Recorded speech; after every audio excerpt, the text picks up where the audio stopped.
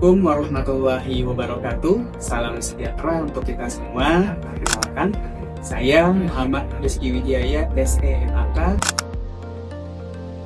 salah satu dosen dari program studi S1 Akuntansi Fakultas Ilmu Bisnis Universitas Insan Pembangunan Indonesia.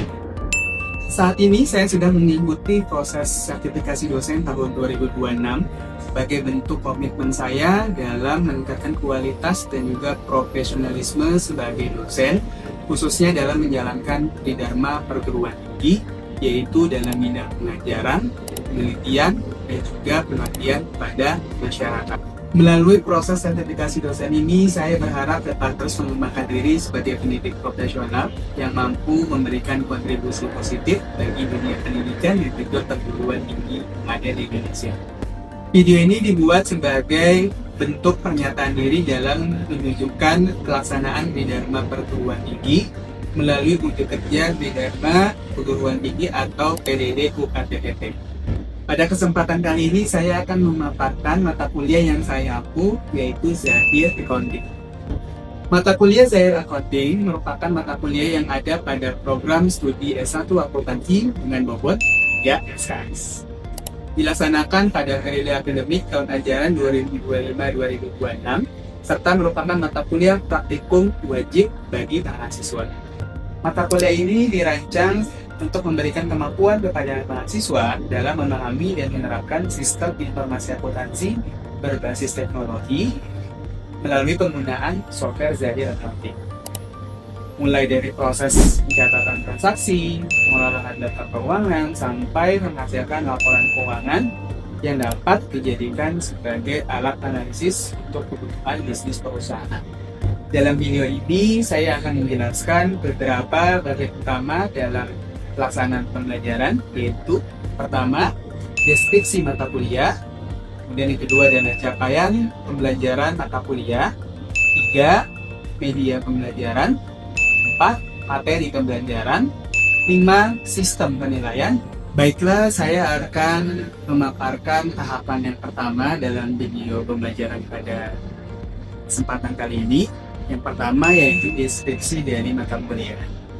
Mata kuliah Zahir Accounting merupakan mata kuliah yang mengintegrasikan konsep akuntansi dengan perkembangan teknologi informasi.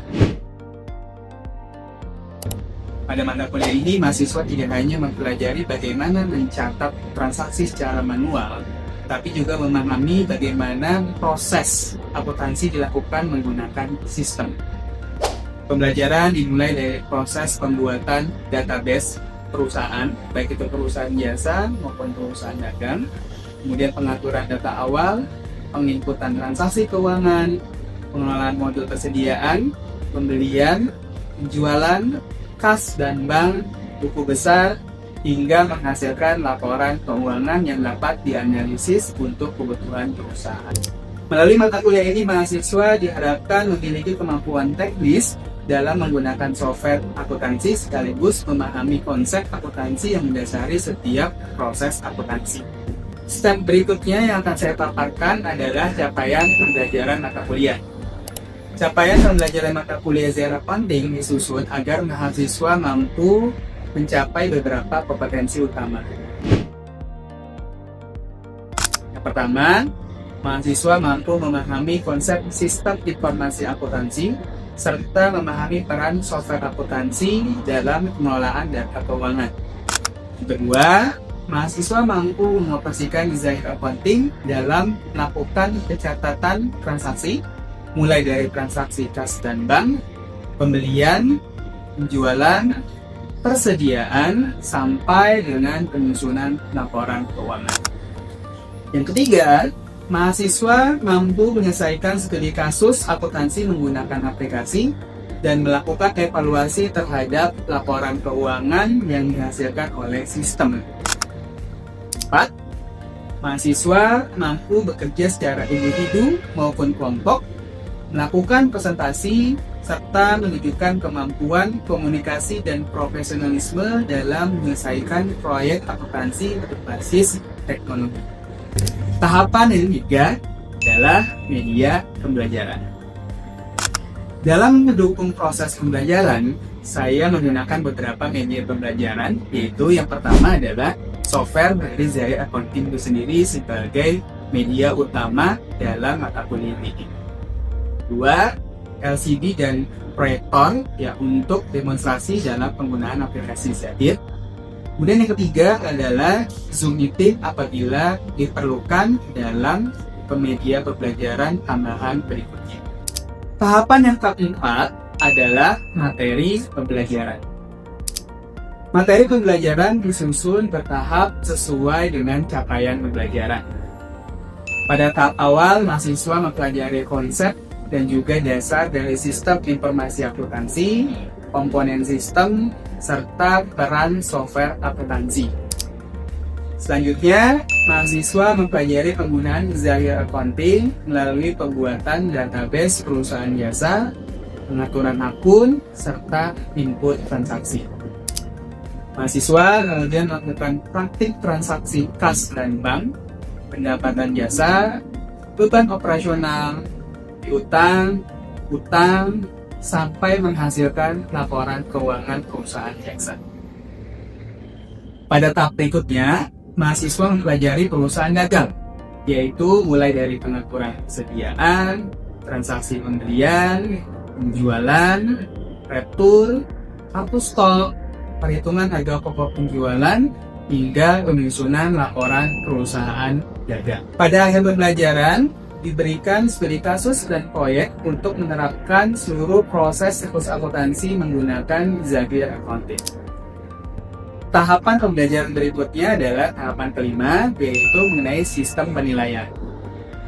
Dalam proses pembelajaran, penilaian dilakukan secara komprehensif dengan memperhatikan berbagai aspek seperti pengetahuan, keterampilan, dan juga sikap dari siswa-siswi. Komponen penilaian pada mata kuliah ini terdiri dari 5 aspek. Aspek yang pertama adalah sikap sebesar 5%. Yang kedua adalah keaktifan sebesar 10%. Sumantif 1 sebesar 20%. Sumantif 2 sebesar 30%. Dan sumantif 3 sebesar 35%. Demikianlah pemaparan pelaksanaan pembelajaran mata kuliah Zaya Accounting yang saya ampuh. Melalui proses pembelajaran ini, saya berupaya menunjukkan proses pembelajaran yang tidak hanya memberikan pemahaman teori, tetapi juga membangun keterampilan praktik, kemampuan analisis, serta kesiapan mahasiswa menghadapi perkembangan teknologi, khususnya dalam bidang akuntansi. Selanjutnya, saya akan menampilkan cuplikan video proses pembelajaran yang menggambarkan pelaksanaan pengajaran, interaksi dengan mahasiswa, serta aktivitas praktik penggunaan software Zapier Accounting. Assalamualaikum warahmatullahi wabarakatuh. Waalaikumsalam warahmatullahi wabarakatuh. Ya, gimana kabarnya hari ini? Alhamdulillah. Ya. Alhamdulillahirabbil alamin. Ya, hari ini kita jumpa kembali dalam pertemuan secara offline ya. Yang mana pada malam hari ini kita masih akan membahas yang sudah kita tampilkan, yaitu perusahaan dagang, yaitu PT Sumber Rejeki. Di sini ada saldo aktiva, ada saldo pasiva, kemudian data customer juga sudah ya. Oke, kemudian data vendor, berikutnya saldo persediaan. Nah, kemarin fokusnya di saldo persediaan, apa yang harus kita lakukan pada saat input saldo persediaan? Mengganti UOM-nya ya, kita bikin UOM-nya dulu kan. Nah, kemarin satuannya apa atau UOM-nya? Unit ya. Jadi unitnya dulu kita buat, setelah itu isi data kelompok ya, kelompok barang. Barangnya barang apa kemarin? Barang elektronik. Kemudian setelah itu, ini yang kita tampilkan di depan apa namanya? Sebelum saldo persediaan, nama barang ya. Jadi nama barang atau item master datanya kita input terlebih dahulu ya, yang mana pada saat input itu kita belum bisa memasukkan HPP dan juga quantity karena ini inputannya beda modul ya. Melalui modul setting, saldo awal, kemudian saldo awal persediaan. Ya. Persediaan terlebih dahulu karena ini salah satu karakteristik yang membedakan antara perusahaan jasa dengan perusahaan dagang. Gitu. Kalau perusahaan jasa kita nggak perlu tuh yang namanya maintenance stock. Nah, tapi kalau perusahaan dagang, ya maka di sini yang paling jelas karakteristiknya adalah ya harus ada persediaan yang dibeli dan juga persediaan yang dijual. PT-nya adalah PT Sumber Jeki ya. PT Sumber Jeki itu adalah perusahaan yang bergerak pada usaha penjualan barang-barang elektronik gitu. Nah, kemudian setelah itu ini sudah selesai kita input. Nah, kemudian kemarin sudah masukkan transaksi ya, baru satu transaksi kita input yaitu input biaya operasional ya, promosi dan iklan. Melalui modul apa? Pada saat kita input kas dan bank. Ya, ini dilakukannya secara tunai. Kas dan bank, kemudian pilih kas keluar. Oke. Sudah sampai sini semua berarti kemarin? Ya. Oke. Dibuka modul selanjutnya. Kemarin kita tanggal berapa terakhir? Tanggal 4 ya? Nah, tanggal 4 berarti yang jam ini. Silakan dicek data yang terakhir kemarin sudah diinput. Tadi katanya di kas dan bank, kemudian kas keluar, lalu ada informasi transaksi yang pertama tadi yaitu CP Trimegah ya. Oke, sekarang boleh ada satu mahasiswa yang bisa bantu saya untuk input transaksi nomor berikutnya, nomor 2. Ya, silakan. Ini udah pernah juga kan ya, transaksi pembayaran piutang sebagian pada saat kita lakukan latihan untuk perusahaan jasa ya. Di mana modulnya? Untuk pembayaran piutang sebagian. Penjualan, boleh masuk di zahirnya? Masuk ke modul penjualan, kemudian pembayaran piutang usaha. Nah, ini nggak bisa kita lakukan, ya. Jika apa? Pembayaran piutang usaha itu syaratnya harus ada apa? Ya, harus ada saldo piutangnya, ya kan? Nah, ketika saldo piutangnya itu tidak ada, maka kita tidak bisa melakukan transaksi pembayaran piutang usaha. Ya, dipilih PT-nya, kemudian invoice-nya. Nah, di double klik. Lalu dipilih piutangnya. Kemudian berapa yang dibayarkan? Ada diskon atau tidak? Tidak ada. Kolom diskonnya dikosongkan ya. Kemudian diisi nilai 750.000. Tanggalnya? Pakai kas atau bank tadi pembayarannya? Pakai kas. Nah, dipilih akunnya kas. Ingat ya, lihat settingannya. Apakah tanggal dulu atau bulan dulu? Mana yang lebih awal? Nah, pastikan lagi. Kemudian tanggal 5, bulan 1 tahun 2016. Setelah itu, boleh diklik rekam. Selanjutnya, transaksi nomor 3. Apa nih transaksi nomor 3? Boleh dibacakan soalnya. Tanggal 7 Januari 2016. Oke. Secara kredit kepada PT Bayu Segara. Sekaligus dilakukan pembayaran uang muka sebesar Rp100.000 dengan rincian sebagai berikut. Kode barang yang pertama B03, nama barangnya radio FM atau AM, jumlah barangnya 1 unit, harga satuannya Rp75.250. Harga totalnya jadi Rp75.250. Oke. Barang kedua, kode barangnya B05, nama barangnya TV14. Jumlahnya 1 unit, harga satuannya Rp495.000. Harga totalnya jadi Rp495.000. Oke, berarti kalau case-nya seperti ini kan dijual secara kredit di tanggal 7 Januari 2016 dengan uang muka. Berarti pada saat terjadinya penjualan di sini, apakah barangnya sudah diserahkan atau belum? Sudah ya? Nah, barang ini sudah dikeluarkan di hari yang sama, makanya berarti kita sudah bisa akui transaksi penjualannya atau tidak? Sudah. Walaupun dia baru bayar uang muka ya, 100.000 ya. Kenapa tuh? Kalau dari sisi akuntansinya, barang kita serahkan, ya. Kemudian saat itu juga kita bisa tagihkan, ya. Kita bisa buat di modul apa nih? Apa? Modul penjualan. Ya. Coba masuk di modul penjualan, ditutup dulu modulnya. Pilih modul penjualan. Kalau kita melakukan transaksi penjualan, sebenarnya kan kalau sesuai dengan step by step-nya atau SOP-nya ya harus diawali dengan penawaran harga gitu ya. Setelah kita berikan penawaran ke calon customer ya atau ke calon pembeli, mereka setuju ya, kemudian konfirmasi, setelah itu kita terbit yang namanya order penjualan ya. Order penjualan di sini berarti sudah ada komitmen antara pihak pembeli dengan penjual. Ya, setelah itu nanti diinformasikan kapan barangnya akan dikirim, gitu kan? Ya, misalnya lusa atau seminggu kemudian atau maksimal kapan. Nah, baru setelah itu kita input ke pengiriman barang, ya, pengiriman barang penjualan. Ya, jadi kalau pengiriman barang penjualan itu nanti outputnya apa? Ini kita mengeluarkan dokumen apa tuh?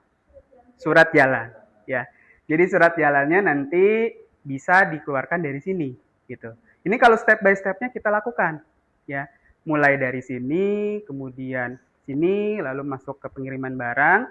Setelah itu masuk ke invoice penjualan.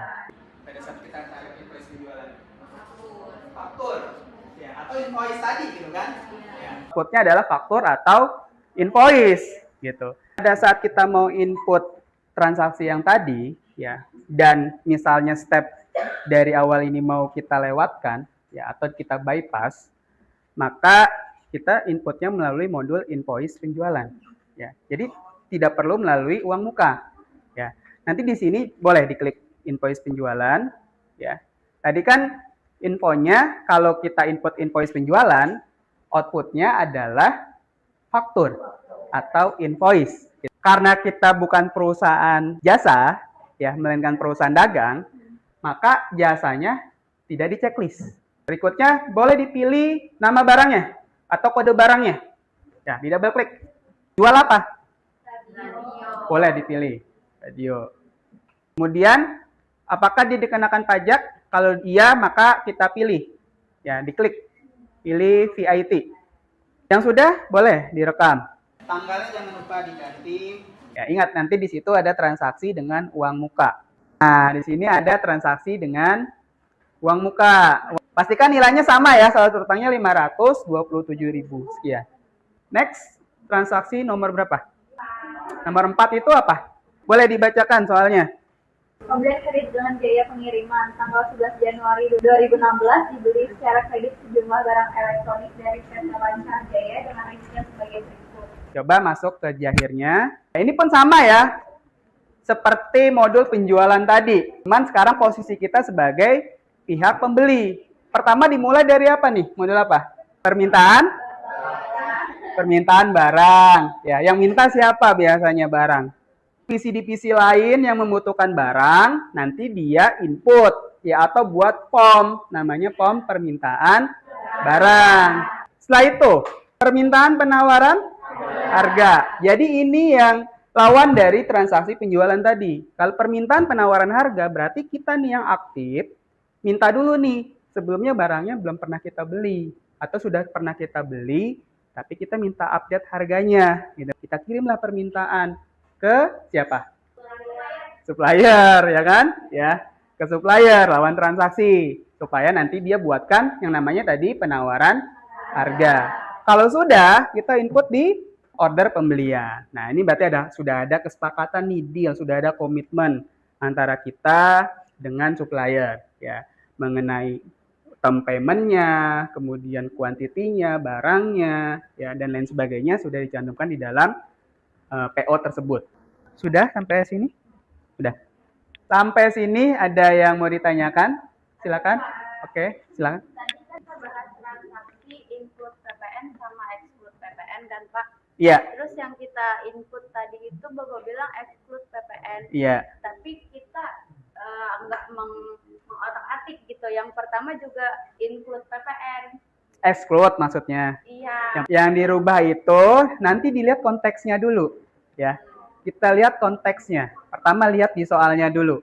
Jadi soalnya dijelaskan secara gamblang atau tidak, ya. Kalau misalnya dijelaskan bahwa harganya include PPN, berarti kita harus ganti sendiri tuh, ya kan? Ya, kita harus ganti harganya. Mau ditanyakan? Ah, ya, silakan. Kalau misalnya nih Pak, kita terima giro tanggal 3, tapi ternyata di gironya itu tanggal 20. Itu bagaimana ya, Pak? Oh, jadi customer itu ngasih giro ke kita tanggal 3, tapi di gironya tertera tanggal 20. Ya, sebenarnya kalau di Zahir itu kan ada modul ya, ada modul giro. Nah, jadi kita bisa catat di sana. Kita catat sesuai dengan tanggal yang kita terima, tanggal 3, supaya apa? Supaya nanti kita bisa monitor ya, bahwa piutang itu sudah dibayarkan melalui giro. Ya, nanti kita praktekkan dengan case-nya. Oke. Ya. Untuk pertemuan hari ini kita lanjutkan lagi nanti ya di minggu depan. Terima kasih, silakan kembali. Sebelum tutup kita absen dulu ya. Afika, Alia, Amanda, Bella, Delia, Devi, Muhammad Fakih, Cecilia. Untuk hari ini kita cukupkan ya perkuliahan pada malam hari ini. Terima kasih atas perhatiannya. Nanti kita lanjutkan kembali di minggu depan untuk transaksi yang belum selesai. Saya ucapkan Assalamualaikum warahmatullahi wabarakatuh.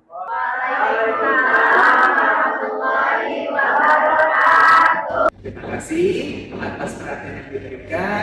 Assalamualaikum warahmatullahi wabarakatuh.